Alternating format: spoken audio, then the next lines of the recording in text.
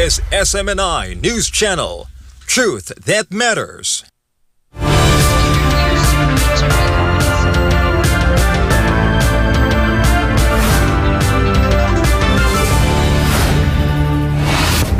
In the headlines, the latest KOJC press conference dissected the violations and suppression of rights committed by the Marcos Jr. administrations against Pastor Apollo ACQ. Lawyers of the KOJC also shed light on the controversies and anomalies surrounding the 10 million pesos bounty for the capture of Pastor Apollo. Avoiding naming the donor of 10 million pesos bounty against Pastor ACQ is extremely dangerous for government officials, raising serious concerns about transparency and accountability. The KOJC legal counsel also raised the possibility of an impeachment case against Marcos Jr. for betrayal of public trust. Meanwhile, Marcos Jr.'s angry statement regarding the 10 million pesos bounty against Pastor Apollo ACQ, an act of showing his true colors.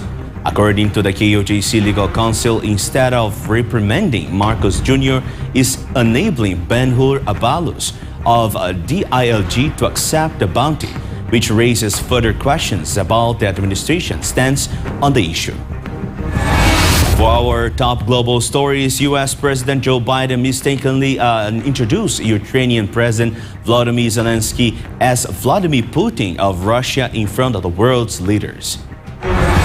And Lebanon is set to receive fuel from Iraq amid fear of nationwide blackout. I'm Deivid Lira. Newsline World starts now. First in the news, the 10 million pesos bounty placed on Pastor Apollo ACQ by the DILG did not help resolve the case. Instead, it's helped to endanger the life of the good pastor, according to the Kingdom of Jesus Christ legal counsel. Here's the report from Almar Fusuelo. The lives of Pastor Apollo ACQ and the members of the Kingdom of Jesus Christ are now in danger. This is how former CPP, NPA, NDF cadre Jeffrey Celis described the bounty placed by the Department of the Interior and Local Government against a spiritual leader of the KOJC. According to Celis, because of the bounty hunting promotion by Ben-Hur Abalos, criminal groups have been given the opportunity to attack and carry out operations against innocent civilians. Because of the spirit of encouragement of vigilantism at nagiging bounty hunting ang promosyon laban kay Pastor Kibuloy, ay marami pong mga criminal groups ang pwedeng pumatol na sakyan ito at gamitin sila ng pulis o ng establishment ng gobyerno para gawan ng karahasan si Pastor at i-justify ang karahasan na yon, including ang pagpatay kay Pastor at sa kaniyang mga ministro at ang pag-atake sa Kingdom of Jesus Christ compound na mga kriminal, pero yan ay instigated and premeditated because of an illegal and immoral bounty. He added that even when the CPP, NPA, NDF's leader, Joma Sison, was still alive, they had already targeted the good pastor along with former President Rodrigo Duterte. Matagal na po nilang tinatarget si Pastor Kibuloy and even si Pangulong Duterte. For one reason, sapagkat si Pastor Kibuloy po is the only high-profile personality na mayroong religious congregation at the same time may involvement sa isang very popular media na niyayakap ng tao na tumaya para labanan ng CPP, NPA, NDF. Undeniable po yon. At hindi po yan itinatago ni Joe Maciso ng buhay pa siya at pinapanawagan niya na targetin talaga si Pastor Kibuloy at si former President Rodrigo Duterte. Eric's statement stemmed from the information received by KOJC that the NPA and retired uniform officials were allegedly planning to raid the KOJC religious compounds. For KOJC legal counsel Attorney Israelito Torion, while it is the government's mandate to enforce the law, it should still follow the proper process because we no longer live in the old times. However noble may be your intention is, wala na po tayo sa panahon ni Clint Eastwood, yung sa Texas noon, pag may bounty, may mga dala-dala na mga bounty hunters. Hindi po yan po pwede po dito because we are governed by law. And the arrest, as a general rule, can only be implemented by the police authorities. Yung citizen's arrest nga, supposedly, as a general rule, applies only in flagrante delicto cases. For Attorney Topacio, the 10 million peso bounty did not help. Instead, it endangered the life of Pastor Apollo. If I may just add, yun nga ang puntos na ginawa ko, the point that I raised doon sa isang interview ko, by putting up such an unwarranted and unprecedentedly high bounty or reward, you make the subject of the warrant fair game for everyone who wants to earn 10 million. In other words, you put a target on his back. You endanger his life. Yun ang sinasabi ko. Di ba ayaw na ayaw nila?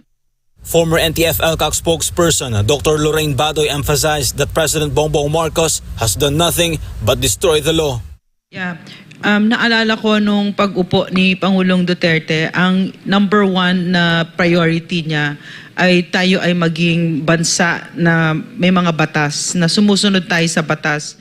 So now I'm seeing all of this and I can see yung vigilantism na sinasabi ni Attorney Torion, etc., ni Attorney Topacio, ni Eric, yung all that hard work of the Duterte administration is really going down the drain because of this president. Sinisira niya, winawasak niya ang mga institusyon natin at ang bansa natin, winawasak niya. For God and beloved Philippines, Almar Forzuelo, SMNI News. The legal counsel of the Kingdom of Jesus Christ sees the possibility of an impeachment case against Bongbong Marcos Jr. Why? Find out in Jason Rubrico's report. It is extremely dangerous if the government does not name the friends or donors mentioned by Interior Secretary Benhur Abalos, who allegedly donated a reward against Pastor Apollo C. Kibuloy. This is what the legal counsel of the Kingdom of Jesus Christ, Attorney Israelito Torion, pointed out during the KOJC press conference on Thursday. It is very dangerous on the part of public officers to not name your sources of funds. Kasi dito, baka foreign sources po ito. O baka galing sa Amerika ito, o galing ba sa ibang sources, sa left ba ito? O galing ba ito sa mga tao na may kailangan kay Secretary Abalos para ma-elect siya pagka senador siguro? KOJC legal counsels and other lawyers have repeatedly stated that accepting private donations is against Republic Act 6713. But aside from this, Torion also said that Abalos' actions violate Republic Act 3019 or the Anti-Graft and Corrupt Practices Act. Ni-research namin sa jurisprudence, connected pala ito sa RA 3019, Section 3C, yung kuha ka ng pondo from private sources. And the purpose of prohibiting this is really because of public trust. Attorney Harry Roque, a former Malacanang spokesperson, also pointed out that the acceptance of donations by the DILG from private individuals can be considered graft. So sa akin, sentido común eh. Maski wala yung sinasabing special law ni Atty. Torion, wala pong nagbibigay ng walang motibo. May motibo yan. Nagpapalakas sa gobyerno. Ay bakit mo papayagan? Alam mo namang hihingi ng pabor yan sa mga darating na araw. So sa akin, graft po yan. Yung pagtatanggap ng pribadong pera para sa pabuya dahil hindi po yan libre. Yan ay gagawin nila napakalaking halaga dahil gusto nila magkaroon ng utang na loob ang gobyerno sa pamamagitan ng tao na tatanggap ng donasyon. Torion stressed the public's right to question the government's action, citing Republic Act 6713. According to the KOJC lawyer, the primary goal of this law is to promote the saying, public office is a public trust. Torion also pointed the possibility of an impeachment case against Marcos Jr. It may be a ground for an impeachment. Why? Because this may constitute betrayal of public trust. Why? While it may be true that in certain cases, the Supreme Court said that this is a catch-all provision, but if we can prove that there is really clear bad faith on the part of the President, such as June 10, 2024 incident, and the fact that the warrants of arrest were already served 5 times, and the sheer force volume of force that was exhibited really was a clear violation of Rule 113, Section 2. would be perhaps a ground for a possible impeachment case. Pero of course, this may not succeed now, but it may succeed later. He also said that based on Section 40 of Executive Order 292, the oath of office commands the official to follow the law. To recall, the KOJC Legal Counsel filed a motion for reconsideration in March 2024 to transfer Pastor Apollo's cases from the Davao Regional Trial Court to the Quezon City RTC. But instead of acting on it, it was resolved late, which according to Torreon violates Pastor Apollo's right to a speedy trial. So saan po ang law dito? Instead of acting on our motion for reconsideration, they used excessive force in enforcing the warrant of arrest. If Pastor Apollo ACQ can really prove that there is grave abuse of discretion because there is no crime in the first place, then he can be set free. So that is the issue that we are fighting for until this date. Therefore, Torreon said that instead of getting angry while they are fighting for Pastor Apollo and the co-accused rights, President Marcos Jr. should also listen to their side. Because in the first place, we trusted you, Mr. President. We trusted you. Pastor Apollo ACQ trusted you. We elected you into office, and you're supposed to perform your role as the foremost executive official of the land, and you should have implemented the laws that I have just cited. For God and my beloved Philippines, I am Jason Rubrico, SM9 News. A prominent lawyer issued a clarification over claims that SM9 no longer has a franchise to operate on free TV and radio. MJ Madahar reports. Despite the absence of an enabling law to take Sunshine Media Network International off the air, the government still suspended the network indefinitely. This is the fate of the network under the Marcos Jr. administration, which SMNI supported in a 2022 presidential race. For everyone's information, SMNI is the only network that took a risk and supported the then presidential candidate Bongbong Marcos Jr. However, the situation has now reversed, and instead of showing gratitude to SMNI, we are being punished. Veteran lawyer Ferdinand Topacio reminds us that the course of action taken by the National Telecommunications Commission or NTC against SMNI is very wrong. He asserts that a House bill nor a House resolution is not sufficient to cripple the network, because it has its own franchise law. Recently, a bill passed at the House of Representatives to revoke Republic Act 11422, the law granting SMNI a 25-year franchise to operate. Is that a law? No. It is a House bill. Why? Because under our bicameral system of government, in order for that to become law, there are two other steps. Number one, it has to have the concurrence of the Senate. Number two, it has to be signed by the President. Topacio argues that the NTC's imposition of an indefinite suspension is questionable and that it violates the separation of powers between the executive and legislative branches, between the NTC and the House of Representatives. This is illegal. Na kay Attorney Torreon na yan, kung imamarapatin mo, please lamang, alam niyo po, ay hindi po pwede yung ginagawa ng NTC as a regulatory body to impose an indefinite suspension. Because if they do that, then they are trenching upon the prerogative of Congress to make laws. By the simple expedient of the Commission under the Executive granting an indefinite suspension ay parang in-invalidate mo ang batas. This is an impermissible violation of the separation of powers. Topacio clarifies that SMNI still has a franchise law and that the network has also filed an appeal within the NTC to lift the indefinite suspension. So, dyan pa lang makikita nyo na hindi na ginagalang ng executive ang batas. Ngunit dahil kontrolado nila ang at least yung pati ng House of the Senate ngayon, walang umaalma. Dapat mainsulto ang mga legislators. Sabihin nila, okay, kahit congressman, dapat mainsulto. Sabihin nila, bumoto nga kami to cancel, pero hindi pa naman batas. There's still a law that law should be implemented pero hindi po ginagawa. Paano gagawin natin ngayon kung ang batas ay ginagamitan ng naked power ng executive? So, paano tayo magtitiwala sa justice system? Paano mo sasabing humarap ka sa batas when the law has been perverted and distorted? For Government of Philippines, I'm Jay Mondeha, SMNI News. Executive Secretary of the Kingdom of Jesus Christ is Eleonor Cardona advised those accusing Pastor Apollo ACQ to get to know Pastor Apollo first before judging him. The undeniable help of Pastor Apollo ACQ to the youth is contrary to the accusations against him. The full details from Jen Domingo.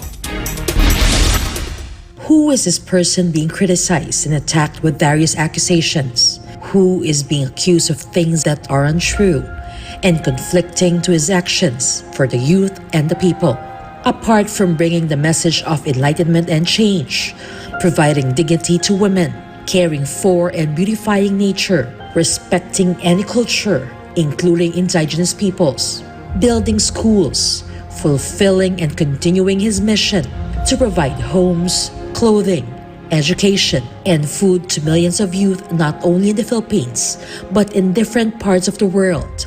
These are just a few of the countless undertakings of Pastor Apollo ACQ of the Kingdom of Jesus Christ. Karon na lang, sukad na buabot diri wala dito nga. Kuat, kanunay ni mo kaon kay siya muhatag sa amin. Dili ni nalisod sa unang panahon, lisod tayo ni. Pero karon abot na si Pastor sa awma. Wa ni kanunay ni mo kaon, panalangin niya muhatag sa amin. Karon ni sa Ginoo ba. Diri sa kuan, iya siya hapit sa kamatayon. Iya haron tagaya sa kasing-kasing namo si pastor na na. May samahan. Dahil kay pastor, ginawa ni pastor ang lahat para lang magbago lahat ng tao. Yun ang malaking pasalamat namin kay pastor. Grabe yung talaga ang pinagbago niya sa amin ng mga katutubo. Ako ang akong pasalamat kay Kabut.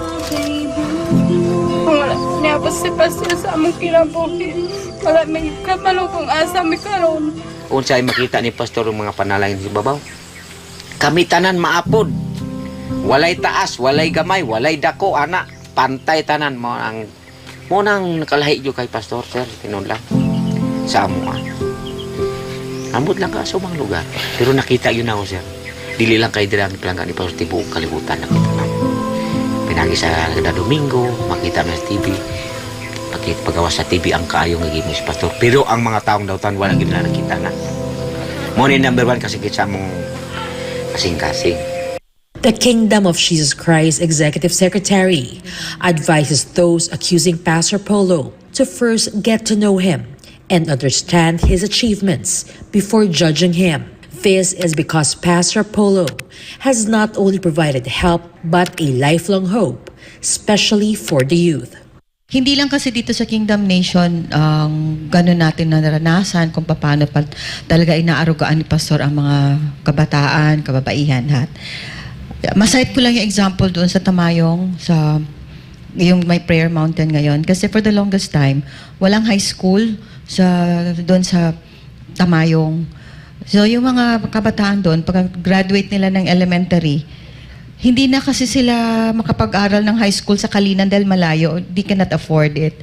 So, ang tendency yung mga bata pa doon, mag-aasawa ng maaga, wala talagang magandang kinabukasan. Hanggang doon lang yung pamumuhay nila. But then sa pag-ibig ni Pastor sa komunidad, pag-ibig ni Pastor sa mga kabataan, hindi lang sa members ng KOJC, yung lupa na tinatarikan ngayon ng Jose T. Kibuloy National High School, dinonate po ni Pastor yan para sa community ng Tamayong at sa tulong din ng DepEd, ng education.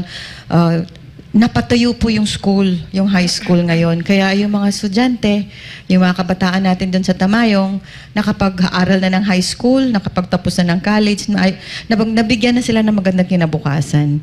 So, sa lahat ng mga naninira na kaagad ganun agad, yung mga accusations na pinapakinggan at pinapaniwalaan nila. Magtanong muna kayo. Tingnan nyo muna kung ano talaga yung ginawa ni Pastor. Ano talaga ang pag-aaruga at talagang pag-care ni Pastor, hindi lang sa KOJC sa mga kabataan. Ganun po ang pagmamahal ni Pastor, hindi lang sa Tamayo at marami-marami pa. Paano nagbigay ng yung pang pagkain, sustainable yung nourishment ng mga bata. Kasi makita mo yung mga bata, kulang sa kaalaman. Hindi sila makapag-aral. Pagtanong nga, kasi wala silang pagkain, gutom sila na pumapasok sa eskwelahan. Ganon yung mga estudyante doon. At nalaman ni Pastor yun, kaya may feeding program tayo na ilang months kasi para yung nourishment ng mga bata talagang maayos. So hindi lang sa birthday ni Pastor yan, pero sustainable yun.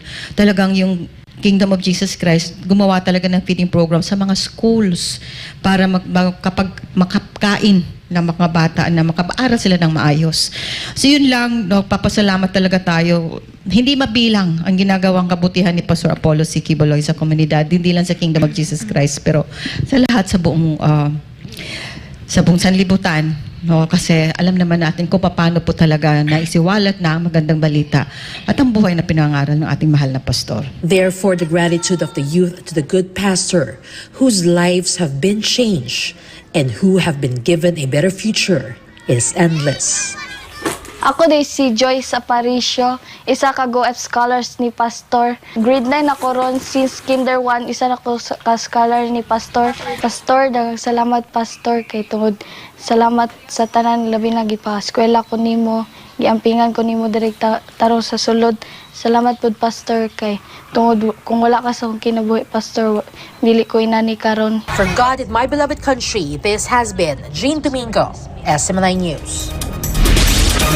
The Kingdom of Jesus Christ can vehemently oppose President Bongbong Marcos Jr.'s remarks against Pastor Apollo ACQ regarding the controversial 10 million pesos bounty placed on the pastor. Ina Mortel reports.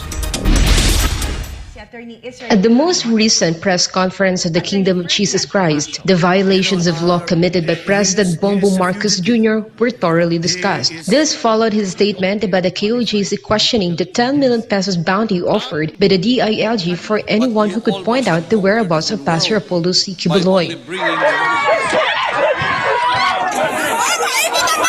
After a month since the RMPNP staff and CIDG raided the religious compounds of KOJC on June 10, 2024, Marcos broke his silence. However, instead of condemning the illegal and violent police raid, he defended Interior Secretary Ben-Hur Abalos. He said there was no issue if the government received money from private individuals just to determine the location of Pastor Apollo and 5 other accused individuals. However, the legal counsel of the Kingdom of Jesus Christ, Attorney Ferdinand Tupacio, responded. Mr. President, if you do not see something wrong with what has been done, then there is something wrong with you. According to Tupacio, the bounty is wrong in any manner.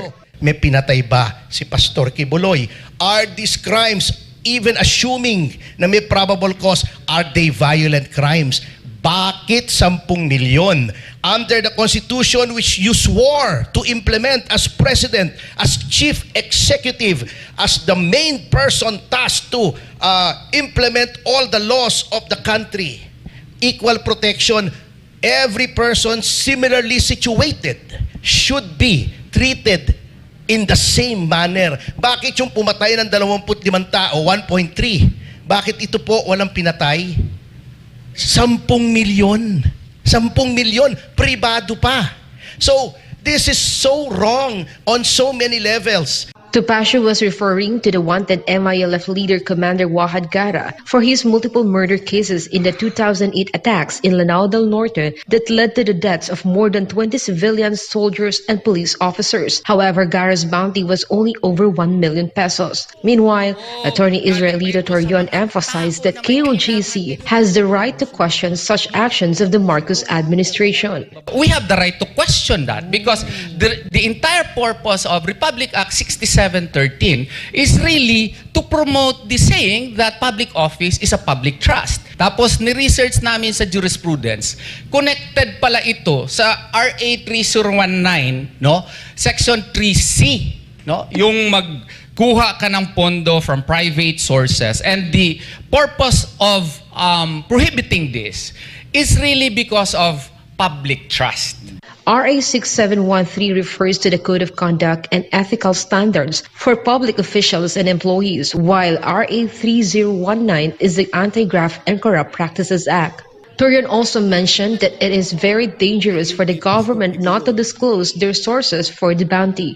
It is very dangerous on the part of public officers to not name your sources of funds. Kasi dito, baka foreign sources po ito.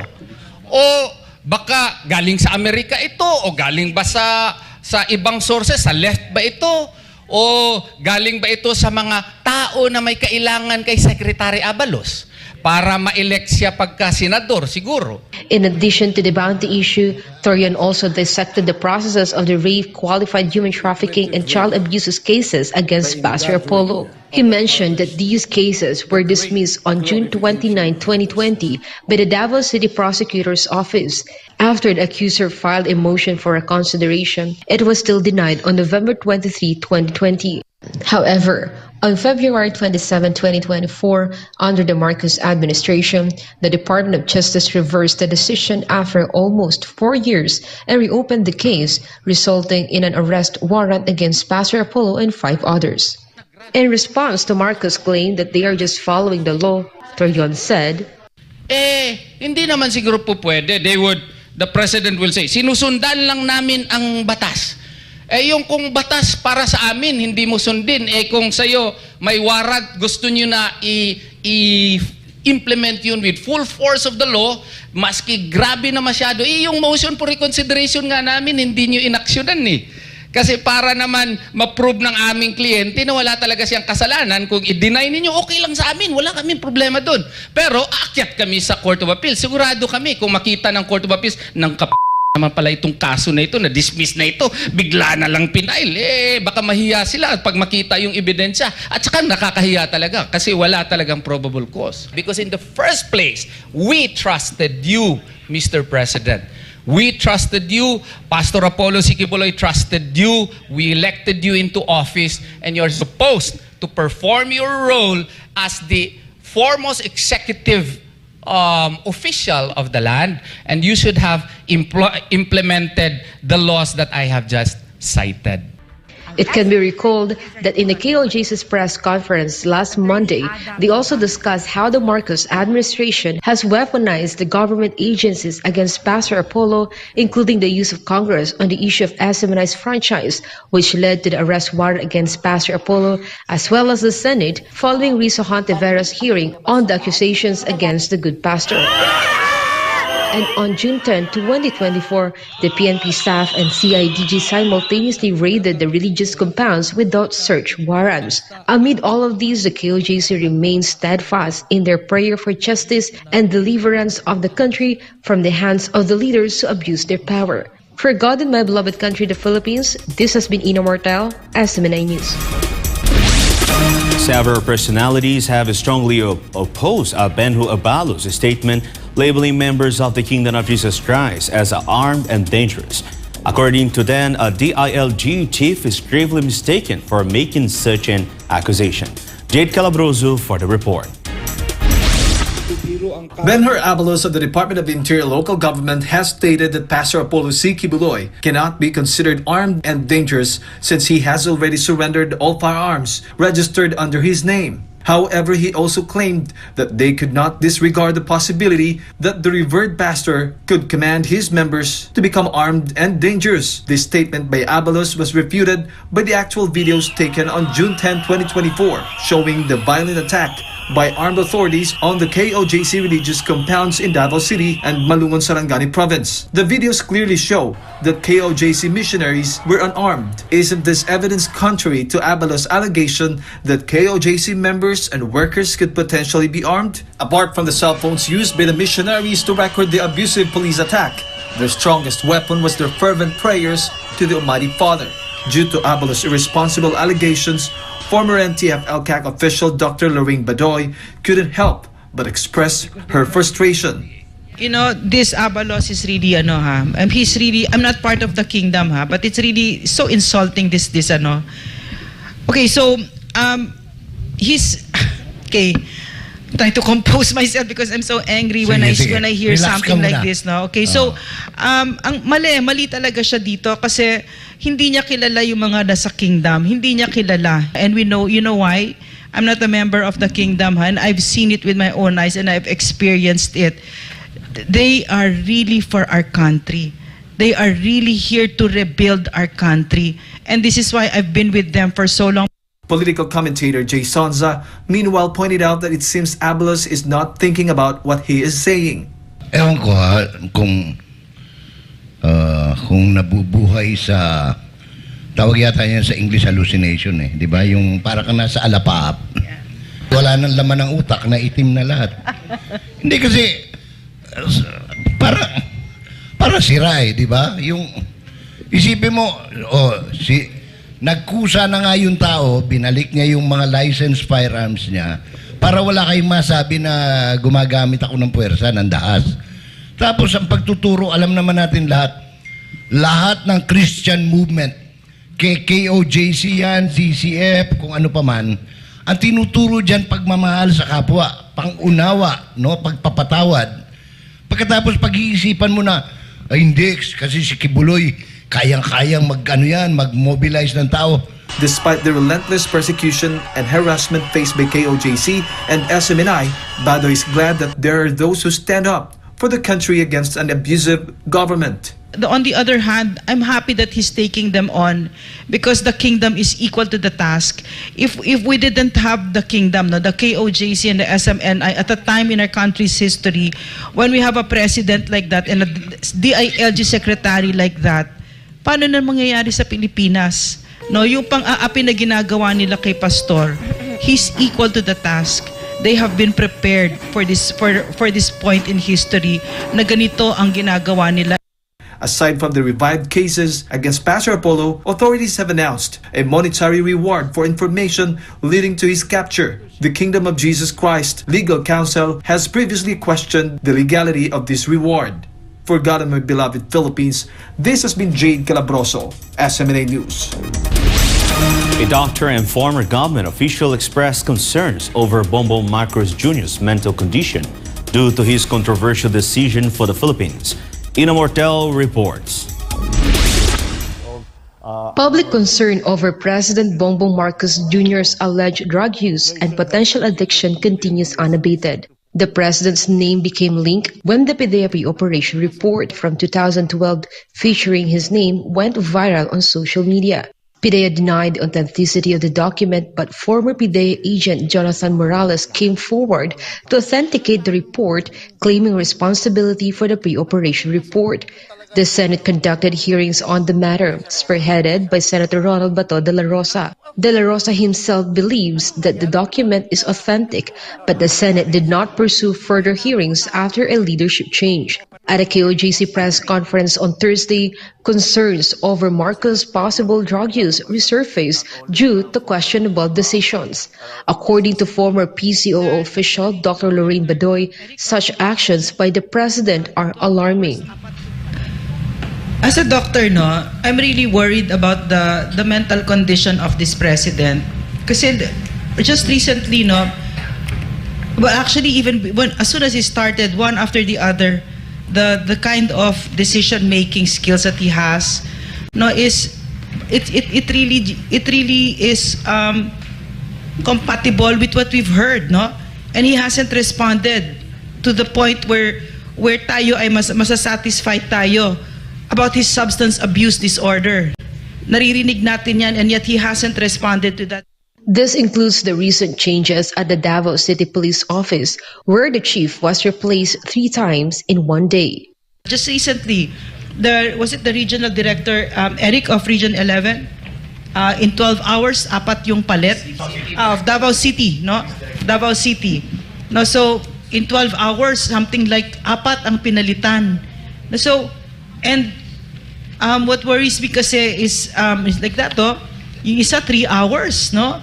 It's just ridiculous. It's like a noontime show, no? And it really gives you a glimpse of the caliber of thinking that's going on with someone who is our president, no?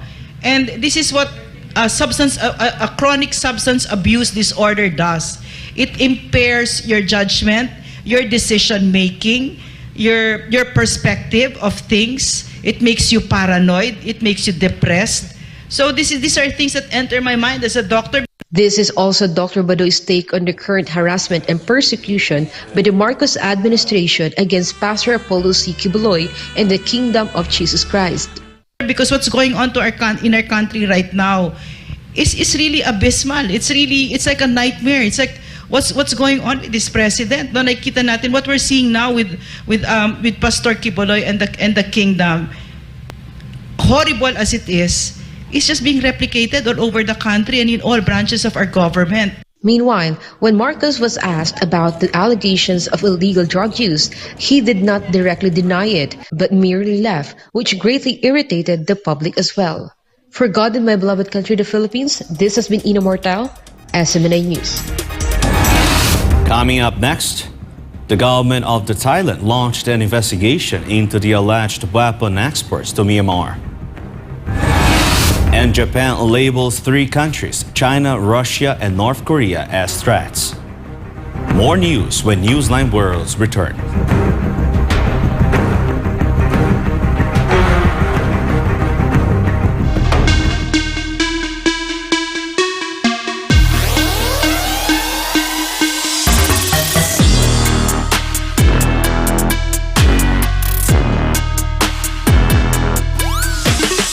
Abangan ng Banateros tuwing Lunes hanggang Huwebes, live dito lang sa SMNI. Yan ang Banateros, walang inuurungan. Pag tama palakpakan, pag mali ay babanatan. Yan ang Banateros. Kung akong tatanungin, kahit saang aspeto, gusto ko garantisado. Metikuloso akong tao, kaya gusto ko lahat maayos at sigurado.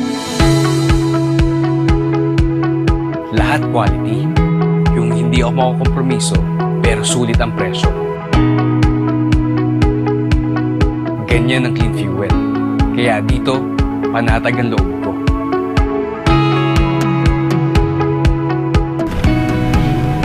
Magandang umaga po, sir. Full tank po. Full tank.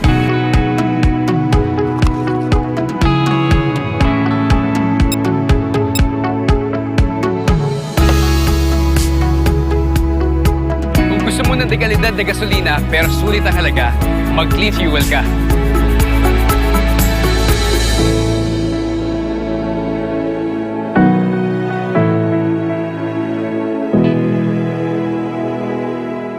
Ang buot sa Diyos, kitang mga katawhan, tunay espiritong mupadayon o muantos.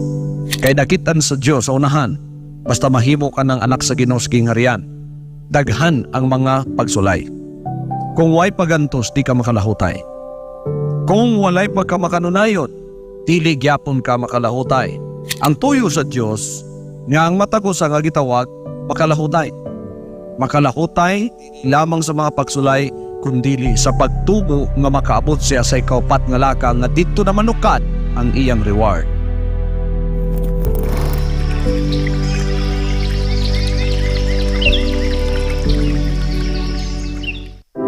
There are so many who question me, why are you called the appointed Son of God? Isn't there only one Son of God?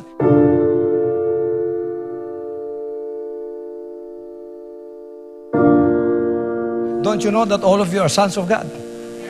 Children of God, all of you. Children of God, sons and daughters of the Father Almighty. When the devil came and took over, we became children of the devil without us knowing it. That's why he sent his son there in the Middle East. His name is Jesus Christ, to be crucified on the cross so that you and I will become like him. I am from a Gentile nation. You are from a Gentile nation. My father and mother are pure human beings. He saved me first so that he could save you through me. He is looking for a body where he can dwell here on this earth that is not religious, that cannot be used by religion alone. He alone can use that body. And I told him when he called me, Father, I'm here, use me. And I came here, and the Father is using me. I am not being used by religion. I'm not being used by denomination. I'm being used by the Father Almighty, and He sent me here to tell you that this is now the time for you to become sons and daughters of God, just like me.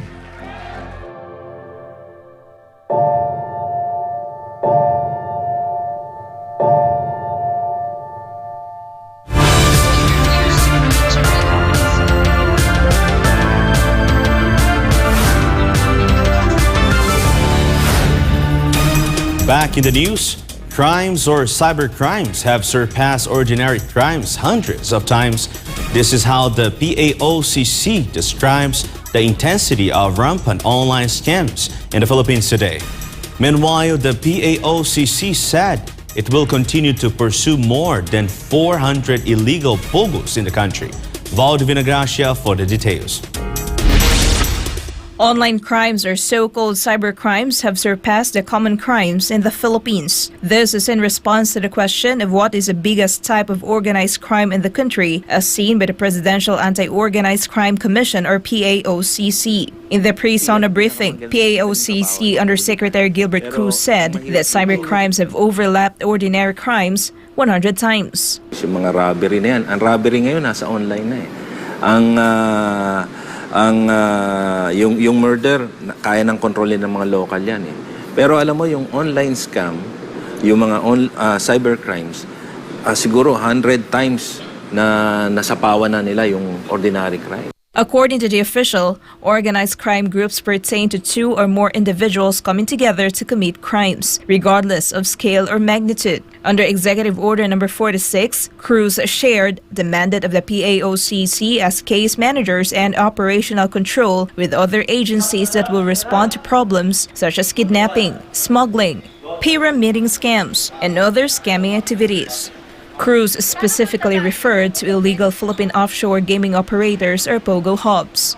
The agency are now focused in going after the more than 400 illegal POGO hubs that are now scattered all over the Philippines. Cruz explained that they used to have licenses but did not renew them and are operating like a quorum now. Nakakalat ito sa buong Pilipinas. Meron sa Luzon, meron sa Visayas, meron sa Mindanao. But majority, yung pinaka-bulk ng mga illegal pogos na yan, nasa Metro Manila. So ito yung mga scamming activities na nirereklamo natin na nanloloko, hindi lang sa mga Pilipinos, but TP ito sa buong mundo. Currently, there are only over 40 licensed pogos in the country. The PAOCC monitors various scamming activities, including loan scams, cryptocurrency scams, and love scams. For God and my beloved country, the Philippines, this is Valdivina Gracia, SMNA News. The United States plans to deploy a long-range missiles to Germany starting in 2026. The decision was announced during the NATO summit in Washington early this week. Tricia Molina has the report. Long-range fire units are set to return to Germany in the next 2 years. These weapons include the SM-6 and Tomahawk missiles, as well as developmental hypersonic weapons, as confirmed by both the governments of Germany and the United States. The missiles possess a longer range than current land-based fires in Europe, according to a joint statement. The long-range U.S. missiles will return to Germany for the first time since the Cold War. German Chancellor Olaf Scholz welcomed the announcement, which he said comes as no surprise, since it's a decision that has been long in the making. Russia's Deputy Foreign Minister Sergei Ryabkov warned that Moscow would respond militarily to the decision aimed at damaging Russia's national security, adding that NATO is now fully involved in the conflict. Reporting, this has been Tricia Molina, SMNI News. China accused the United States of fabricating evidence that exposed its multi-million-dollar misinformation campaign against Beijing. It was allegedly funded by American politicians, used the money of ordinary taxpayers, and maximized tools provided by the CIA and the U.S. government agencies. Here's my report. As the truth behind the Volt typhoon unfolds, China wonders why the U.S. side remains silent following an expose that revealed an attempt to cover up the evidence of a smear campaign against Beijing. It all started in May 2023 when cybersecurity officers from so-called Five Eyes countries, an intelligence alliance that consists of the United States, the United Kingdom, Australia, Canada, and New Zealand, claimed of discovering a cluster of activity linked to a Chinese state-sponsored cyber actor known as a Volt Typhoon. The advisory cited a report from Microsoft that accused the Volt Typhoon of espionage and information gathering allegedly launched by a state-sponsored actor from China and affected critical sectors in the US. The advisory was picked up by major Western media outlets and spread rapidly across several platforms. In April 2024, China's National Computer Virus Emergency Response Center published an expose concerning the Volt Theory report, almost a year since the Five Eyes countries launched the China Cyber Threat Theory.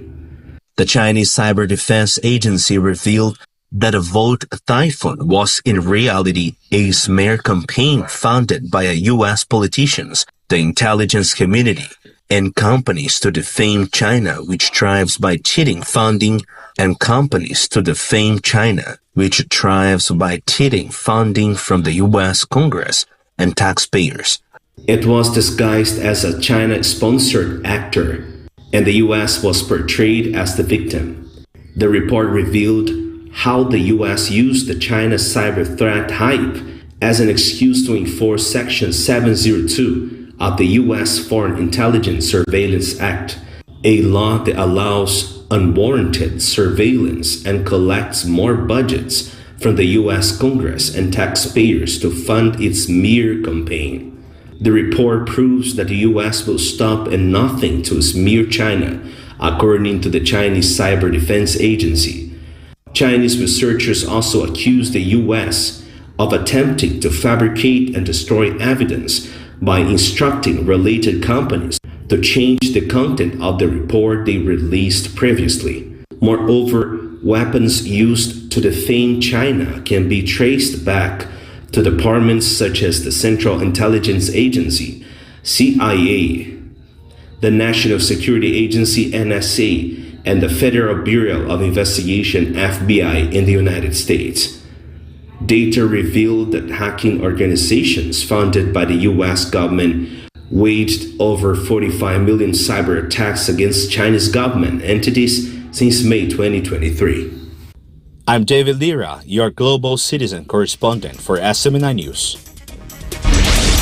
Iran-backed proxy groups in the Middle East said they are ready to stop attacks on Israeli targets once ceasefire is reached in Gaza.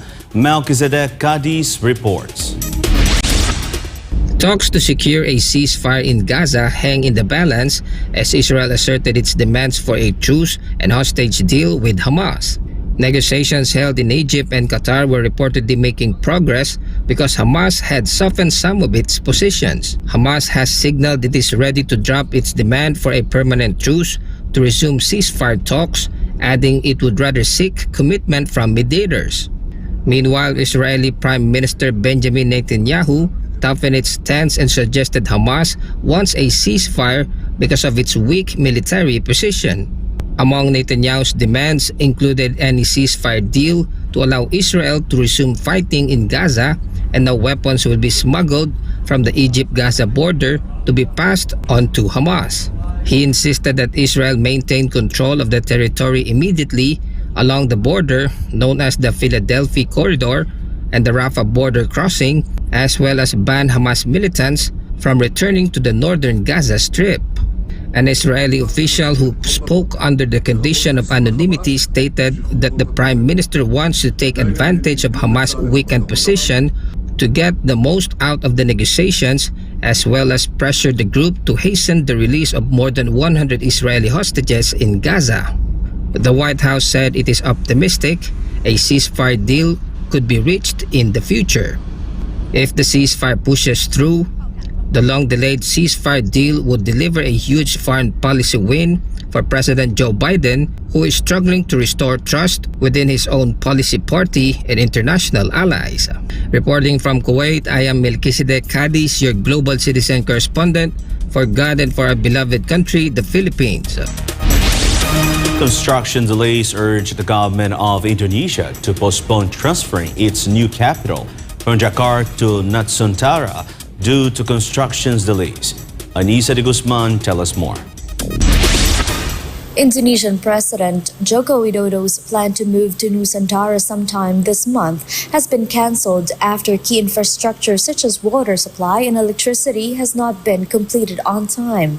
The current administration scrambles to complete the new capital to serve as Jokowi's legacy before he steps out of office in October. The $32 billion project has encountered delays. The government has offered 95-year ownership rights in the new capital to attract investors. Construction will be divided into 5 phases, with the last phase scheduled to be completed in 2045. It was 2010 when Jokowi first announced plans to relocate the new capital from Jakarta to Nusantara. Jakarta's rising sea levels and severe congestion due to overpopulation urged the government to enforce the ambitious plan of relocating and building the new capital from scratch in the middle of Borneo's jungle in East Kalimantan province. Despite the construction delays, the government will push through with its plan to host about 8,000 attendees for Independence Day on August 17 in Nusantara. Reporting from Thailand, I'm Anissa de Guzman, your global citizen correspondent for God and our beloved country, the Philippines. The Kingdom of Jesus Christ refuted the accusations that children were used as human shields during the attacks on their religious compounds by armed authorities of the PNP SAF CIDG. Here's the report from Hannah Jen Sancho. The leadership of the Kingdom of Jesus Christ and its legal counsel cannot fathom why Interior Secretary Ben-Hur Abalos is accusing them of using KOJC children as human shields. The allegation stems from the violent attack conducted by the Joint Forces of the Philippine National Police, Criminal Investigation and Detection Group, and the Special Action Force on KOJC religious compounds last June 10, 2024. KOJC Legal Counsel Attorney Israelito Torreon pointed out that the term human shield is only used in times of war. This is why he is puzzled as to why the DILG Secretary is making such an accusation. Under international humanitarian law, yung human shield na yan, ginagamit yan in IHL, phrase yan siya that word or that phrase is usually used in times of war nga. Wala namang gira dito Yun nga sinabi ng ating mga lawyers na yung human shield na term ginagamit yun pag may war. No? Kaya isi-shield mo. Meaning to say, nasabi ni Secretary Abalos yun, kasi war talaga yung sadya nila dito. Hindi talaga yung mag-warrant of arrest. Biro mo naman yung mga sundalo, ang mga police. SAF ang pinadala. Ibig sabihin, eto, makikidigma. Kaya yun ang term nila sa human shield, yung mga bata. So, sa kanila rin, bumabalik nga lahat ng mga sinasabi nila, bumabalik sa kanila. Tuwing binubuksan nila yung mga bibig nila, palagi silang nahuhuli. Kaya ayun, yan ang naging resulta. And we have said, we have God on our side, kaya nahuhuli pa rin talaga sila, yung mga ginagawa nila. To recall, this was a KOJC's response recent radio interview in which he alleged that KOJC used children as human shields during the illegal attack by the police on the KOJC religious compounds. The KOJC legal counsel insists that the government's action of storming the KOJC religious compounds with fully armed police officers, especially amidst allegation of using children as human shields, can be considered a lack of intelligence. There was really lack of intelligence kasi hindi nila na-consider na yung mga facilities po na inatake nila, no? Nabisitahan na nila previously, no? At wala naman si pastor doon, ay tirahan din ng mga miyembro. Siyempre may mga bata. Oo. Saan naman yung mga bata? Bigla na lang sila umatake doon. Akala ng mga bata, sino yun? nagkataon na nandun yung parents nila, sasama sa parents nila. Kasalanan ba ng mga miyembro na yung mga bata nila nandun? Nandun sila nakatira No? They were not used as human shields. They were simply there because they are living there. They reside there. That is their domicile. Yan po ang katotohanan po dyan. Sige, nayagot to mama na. I have work. For the entire Kingdom Nation, June 10 is now etched in the hearts and minds of all KOJC members and workers as the day of infamy. Princess, not her real name, is one of the many residents living inside the KOJC religious compounds. She still feels the intense trauma and fear in the aftermath of the violent attack of armed authorities. I'm so scared from the bad guy. The bad guys. If the bad guy come here, I always the rock. I do like that because I'm so scared. SMNI anchor Dr. Lorraine Badoy questioned Abalos's motives in claiming that KOJC used children as human shields. Gusto ko lang mag-respond dun kay Benher Abalos, yung sinabi niya yung children na human shield as if he cared so much about those children. So, Secretary Abalos, meron ka bang order pag may mga bata? Kasi nga, you care so much about those children, right? You made that statement, you have a question like that. But did you have any orders to them that if there are children that you would not do what you did, what those policemen did? Hindi, di ba? Armed to their teeth. At pinagtutulak yung mga bata. So, orders mo yan. This is on you and on your president. Just to add po, ang nangyayari po kasi, itong si Abalos, ginagawa niya pong tagapagligtas yung sarili niya sa mga imaginary victims niya. Para itong mga komunista yung gagawa sila ng mga problema nilang senaryo, hindi naman talaga nag-e-exist. Kung baka ginagawa nilang bida yung sarili nila, human shield, mga bata, nakita niyo naman po sa video, anong ginawa po ninyo? Ito yung nagbubulag-bulagan po kayo, huling-huli na nga kayo, lalo niya lang po binabaon yung mga sarili niyo dyan sa mga hukay. Yes, may dagdag lang po. Kasi di ba sabi ni Abalos na pinag-aralan talaga nilang mabuti. So, alam niya na may paaralan dito. Alam din niya na simbahan ito. Pamilya-pamilya may mga bata po ito. So no wonder po na hindi sila sumusunod sa batas, itong Secretary Abalos, kasi yung ulo nila, si Bongbong Marcos, hindi sumusunod sa batas. At saka, paminsan-minsan, suminghot din kayo ng sariwang hangin. Kasi hindi po nila alam yung sinasabi po nila Hindi talaga nila alam ang pinagsasabi po nila. And to justify, puro mali-mali, patong-patong na po yung mali. Hindi po kayo nakahalata sa panagsasabi niyo. Many who witnessed and experienced police brutality are still struggling to move on from the violent and inhumane incident. If the child may have experienced and first-hand witnessed a significant amount of stress and anxiety after being caught in a traumatic event, maaari talaga itong magdulot ng intense fear at saka sense of danger. For Attorney Torion, Abalos lacked research because his accusation of using children as human shields is completely wrong. Well, that is actually uttered in cases where there is war. And the fact that the Secretary of Interior and Local Government has used that word may not be entirely considered as ignorance of the law. Maybe lack of research lang po siguro. KOJC Minister Brother Carlo Catiel is calling on Senator Risa Ontiveros to be fair in her Senate hearings, further criticizing her supposed silence on the violent attack against children, women, senior citizens, and indigenous people on June 10. For the welfare of the children, si Pastor po ang number 1 po na may malaking pag-ibig sa mga bata. May record po ba na napakain nyo ilang milyong kabataan? And I'm calling also itong si Hontiveros. Ito, crusader din to tagapagtanggol dito, hero daw to ng mga welfare ng kababayan kabataan. Nung nakita niyo po yung raid, Madam Hontiveros, dati-dati kahit isa lang may inabuso dyan, to the rescue po kayo. Ito po, napakaraming kabataan, kababaihan, matanda at bata. Ni isang comment, wala po kaming narinig sa inyo. Ito ba'y patas? Sabi mo, wala kang kinikiling, wala kang pinipili. Basta ang karapatan ng kababaihan at kabataan, nandyan ka. Tingnan po natin, ma'am. Hanggang ngayon, wala po kaming narinig sa iyo. Ito po yung totoong inabuso. Hindi po inabuso. Yung nagbabayad po kayo ng mga false witness dyan, na sabi na inabuso. Hindi po. Ito po yung totoong inabuso. May namatay po na IPs.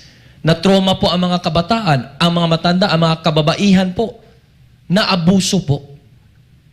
Saan po ang tinig ninyo, Ontiveros? When it comes to the welfare of children, Pastor ACQ has a long-standing track record in feeding, clothing, housing, and sending to school millions of children, not only in the Philippines but across many countries worldwide. For God and my beloved country, the Philippines, this is Hannah Jane Sancho, SMNA News.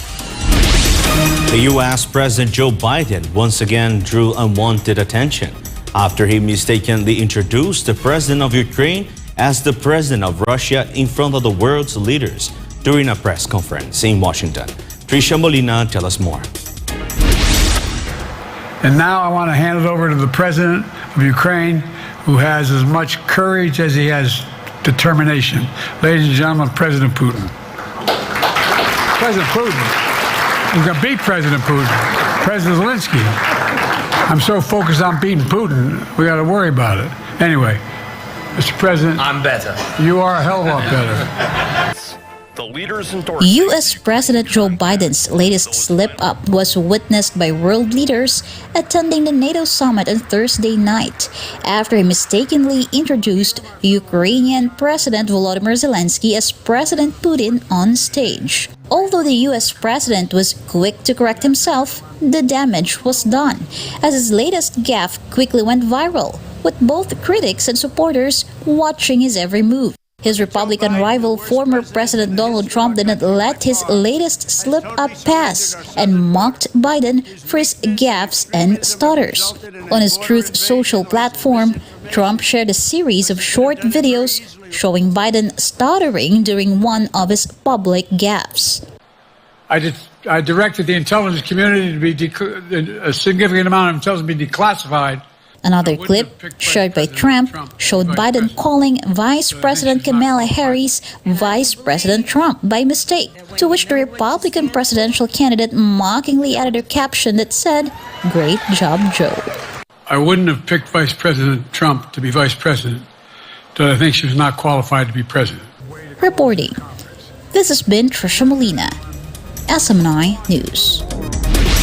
Japan's annual defense report cited North Korea, Russia, and China as major threats to the country's national security. Hector Kikozaki for the details. The yearly white paper released by Japan's Defense Ministry outlined the military's position on several issues, ranging from Russia and China's military activities to North Korea's nuclear weapons. The report released on Friday warned that a possibility of a scenario similar to Russia's invasion of Ukraine cannot be ruled out. Moreover, Russia's military ties with China and North Korea were identified as a concern. A deal signed between Russian President Vladimir Putin and North Korea's Kim Jong-un alarmed Japan as well as its allies South Korea and the United States. North Korea's sustained focus on improving its nuclear and missile capabilities while securing a stronger intelligence and surveillance prowess also alarmed Japan, including Pyongyang's missile test and ambitions to launch a military spy satellite into orbit. Additionally, Japan described China's regular deployment of ships to areas close to disputed islands in the East China Sea as the country's greatest strategic challenge. Defense Minister Minoru Kihara said the new era of crisis facing the post-war world prompted Japan to push through dramatic changes in defense policy, including increasing its budget. Japan has put into force at least 42% of its defense plan to double its military spending by 2027 to be at par with the West's gold standard of 2% of GDP. The Defense Ministry published the white paper a few days after Japanese Prime Minister Fumio Kishida and South Korean President Yoon Suk-yeol vowed to strengthen ties in the face of a deepening military partnership between North Korea and Russia. Reporting from Tokyo, Japan, I'm Hector Kikozaki, your global citizen correspondent. For God and to my beloved country, the Philippines. Iraq will send fuel to Lebanon to avoid a nationwide blackout.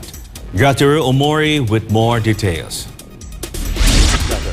Iraqi Prime Minister Mohammed Shia al-Sudani approved the sending of fuel to Lebanon to address the power shortage caused by the economic crisis. Al-Sudani approved the shipment after a phone call with Lebanese Prime Minister Najib Mikati to prevent a potential blackout. A devastating economic crisis that started in 2019 has exacerbated the power shortage. Residents in Lebanon have access to electricity for a maximum of around 4 hours a day, while those who want to have power beyond the allotted time rely on expensive private generators powered by diesel. Lebanon is required to import heavy fuel oil from Iraq under a swap deal signed in 2021. Reporting from Dubai, I'm Gratero Omori, your Global Citizen Correspondent for SMNI News Channel. The House of Pano started investigation concerning several banks and companies in Thailand accused of supporting Myanmar's military junta. Chatmogon Pisamagozon reports. Several banks and related agencies in Thailand were summoned after being linked to the alleged funding to export weapons to Myanmar. Move Forward Party list MP Rangsimanrome, who served as the committee chairman, cited a United Nations report that showed the connection of Thai banks to the procurement of weapons used by Myanmar's military junta. The lawmaker argued that the export of weapons resulted in many casualties in Myanmar and the influx of refugees to Thailand. He added that more than 250 companies, including some from Thailand, were linked to the military procurement and violence in Myanmar over the past year. Tom Andrews, the UN Special Rapporteur on the situation of human rights in Myanmar, was also present during the probe. Meanwhile, the ongoing conflict urged Thai companies to stop operations in Myanmar. The pull-out represents a loss of 50 projects and an investment value of $7.1 billion. Fighting between Myanmar's military junta and opposition forces escalated in recent weeks, with millions of people forced to flee, towns and villages turned into rubble, and thousands to have died from the raging war. Reporting from Thailand, I'm Shabmongkon Pisamagoson, your Global Citizens Correspondent for SMNI News Channel. The former Prime Minister of Singapore became victim of the deepfake videos for the second time. Anisa Guzman with the details. Singapore's former Prime Minister Lee Hsien Loong warned the public against deepfake videos of him circulating on social media. The malicious clip appeared to show Lee giving a speech in Mandarin about the United States being unable to win against China and for using the Philippines to create trouble for potential conflict. The video circulated in Facebook and TikTok after Washington approved hundreds of millions of dollars in arms sales to Taiwan last month. Lee also addressed the video of him supposedly commenting on international relations, foreign leaders, and other subjects, while a spokesperson for the Singapore Prime Minister's office declared the video was fake. The malicious clip was taken from an original video that showed Lee giving a speech in 2019 to mark Singapore's National Day. This is not the first time that Singapore's former prime minister became a victim of manipulated videos by cyber criminals. In December, a video of him advocating a cryptocurrency scheme which guaranteed returns spread in social media, which was later confirmed as fake. Reporting from Thailand, I'm Anisa de Guzman, your Global Citizen Correspondent for God and our beloved country, the Philippines. Consumers of the Department of Agriculture's Kadaiwa stores were disappointed when the promised milled rice price at 45 to 48 pesos per kilogram was not made available on Friday, as the agency postponed the program. Sheena Turno will give us more details. Jesse has been a construction worker for 30 years, and his minimum wage earnings are not enough for his family. Due to the high cost of goods in the market today, they're wondering how to stretch their budget. Paying for water and electricity bills almost depletes his wage. This doesn't even include their food budget. Jesse could have saved money if he had bought rice at the Kadiwa store on Friday morning after hearing that the Rice for All program or 45 pesos to 48 pesos per kilogram of rice sale would start on July 12. But according to the Department of Agriculture, the program has been postponed. So, hindi ngayong week, ma'am? Wala pa kami instructions kasi if this week or next week. Pero definitely, ready naman tayo to roll it out. Inaayos lang po natin yung ating, in terms of logistics, of course, yung mga partners po natin ng FCAs, mga co-ops po natin na magbebenta ng bigas. Inaayos din po natin kasi syempre magsasabay na po dyan yung sa 29 at the same time yung Rice for All. Jesse said the Department of Agriculture should hurry up and sell affordable rice for those who are not eligible to buy the 29 pesos per kilogram of rice. Dapat naman talaga agad-agad kagad may ibabayo. Ilan naman talaga inaangad dahil mga murang bigas. Lenny hopes that when the program starts that they will allow them to buy more than 3 kilograms per purchase. Dapat may 45 pesos na bigas dyan. Tapos hindi dapat 3 kilo, dapat 5-5 kasi para sulit yung bumibili sa malayo. Yung pagpipila nila dyan ng kataga-taga tapos 3 kilo lang binibigay. Meanwhile, Areo Yap complained about the strange smell of the 29 pesos per kilogram of rice she bought from the Kadiwa store. She said the rice tastes good, but it needs to be washed thoroughly because of its odd smell. Yan lang kailangan talaga. Hugasan siya ng 3 beses na hiluran mo ng maigi para maalis na yung parang medyo amoy kulog. The Department of Agriculture had earlier said that the 29 pesos per kilogram of rice available in Kadiwa stores is old stock from the National Food Authority, which although old, it's still consumable. Under the Rice for All program, the DA is also considering increasing the limit to more than 10 kilograms of rice per household. Di ba yung limit natin sa P29 is 10 kilos, 5 kilos per day. Itong sa Rice for All, tinitingnan namin yung hanggang 25 kilo sack ay pwedeng mabili ng isang gustong bumili. Kasi mas malaki yung supply available para dito. For God and for my beloved Philippines, this has been Sheena Torno, SMNI News. The KOJC legal counsel believes that the operatives of PRO 11 violated the due process in the arrest of Pauleni Canada. This comes after Canada was not allowed to wait for her lawyer during her arrest. Carlo de la Peña reports. Wala pala ako lawyer, please. Wala pala ako lawyer. Di pwede ma'am, arrested niyo po kayo. Pauline Canada repeatedly pleaded to the authorities as she was being arrested at her home in a subdivision in Davao City on the afternoon of Thursday, July 11, 2024. Despite her pleas, she was taken away and transported in a PRO 11 vehicle to Camp Katitipan. Saan po tayo? Sa Ayoko biraan, namutan ako ba nasa tabaco Sa Katitipan. On that same day, KOJC legal counsel attorney Israelito Torion received news of Canada's arrest and immediately went to the camp to verify the operation. However, the police he spoke with at the camp claimed they knew nothing about any PNP operation. Nakatanggap ako ng text message po sa isang member po ng KOJC na nadakip daw si Ma'am Pauline Canada. And what I did was to proceed right away to Camp Katitipan, Davao City. Ito po ang center ng police offices po dito sa Davao Region. At pumunta po tayo kay General Nicolas Torre. Nag-fill up tayo ng form at nakalagay po doon sa form 3:04 PM tayo. At ang purpose, naka-state po natin to verify whether or not nasa kanila bang custody si Madam Pauline Canada. And then, naghintay po ako doon. Meron tayong kopya ng ating formal request because nag-request tayo to confer with Ma'am Pauline Canada. Pero, wala daw si General Torre doon na sa Manila at ang sabi ng kanyang secretary na police din na hindi daw totoo na nasa kanilang custody si Ma'am Pauline Canada. Torion said he was puzzled since they had video evidence from Pauline Canada's family showing her actual arrest by the authorities.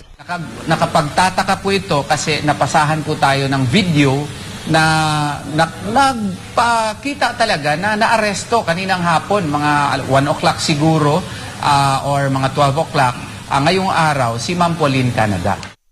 Attorney Torion expressed grave concern over the police lying about the arrest, and he cannot help but fear for his client's safety and potential abuse by authorities. This is really a cause for grave concern.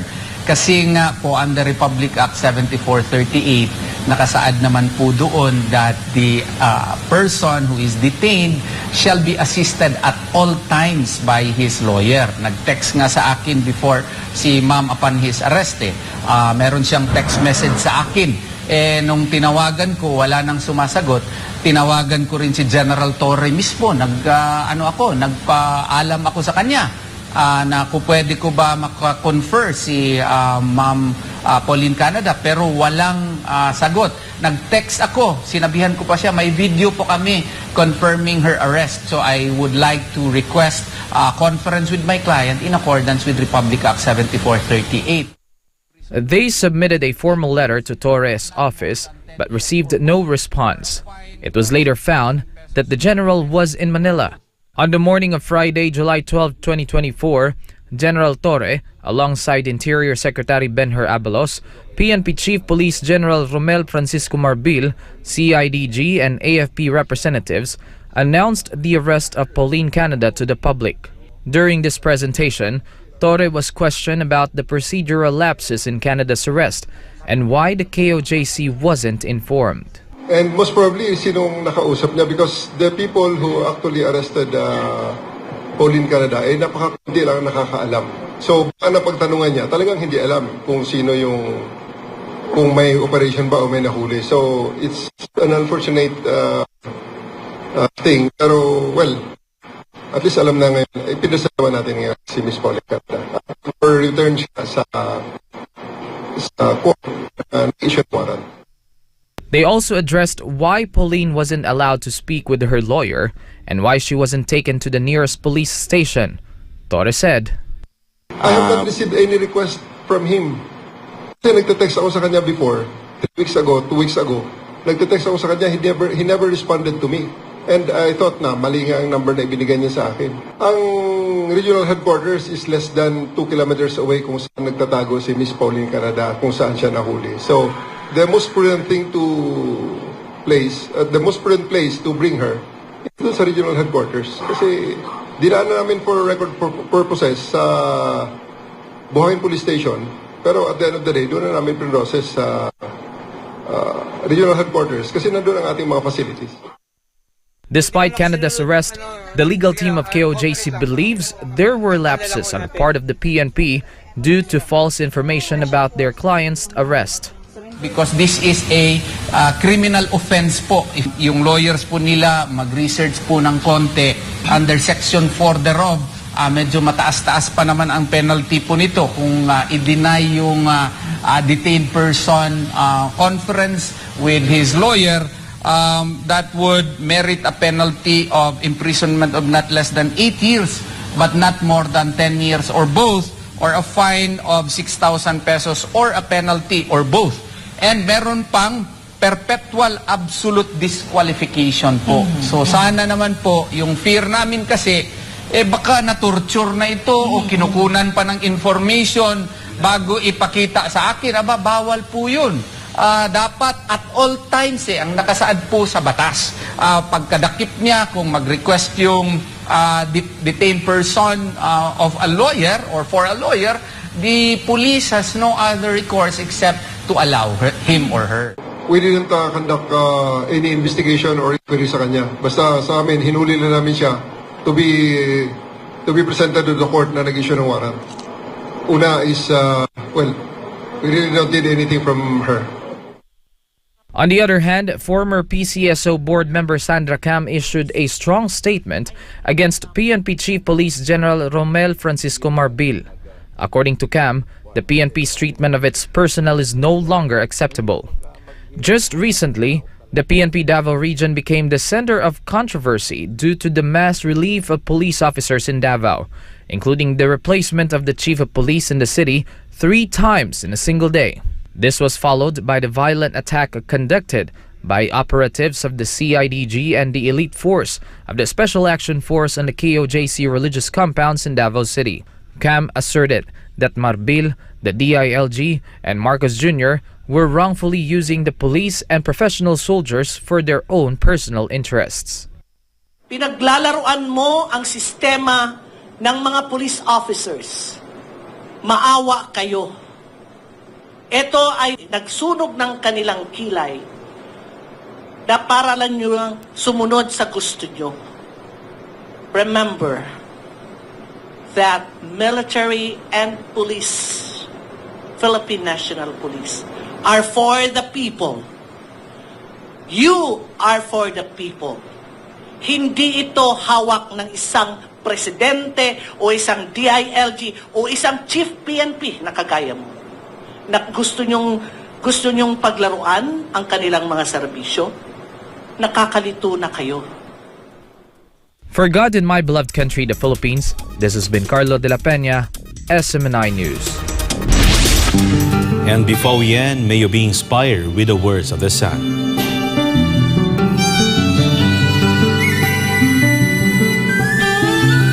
Nobody can stop me from preaching peace. Even the warmongers of the world cannot stop me.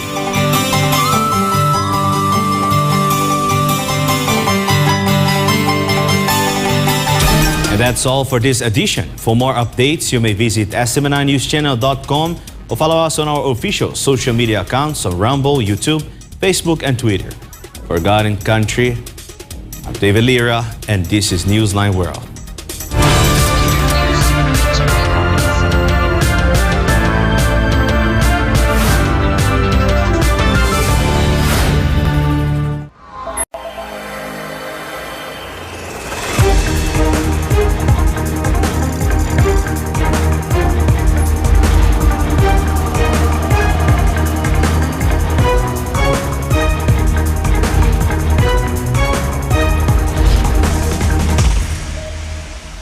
This is SMNI News Channel.